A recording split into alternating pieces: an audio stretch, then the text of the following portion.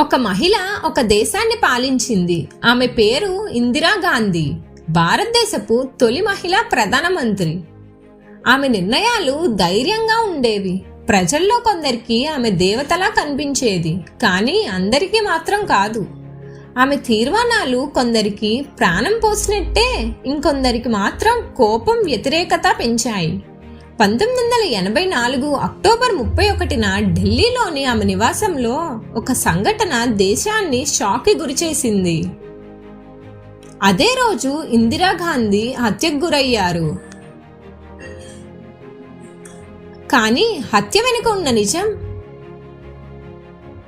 తెలుసుకోవాలి అంటే పార్ట్ 2 చూడండి. ప్రతి జర్నీకి కొంచెం సపోర్ట్ అవసరం. నాకు ఆ సపోర్ట్ ఇచ్చేది మీరే. కాబట్టి లైక్ చేయండి, షేర్ చేయండి. ఇంకా ఇలాంటి ఇన్స్పిరేషనల్ వీడియోస్ కోసం మా ఛానల్ని సబ్స్క్రైబ్ చేయండి.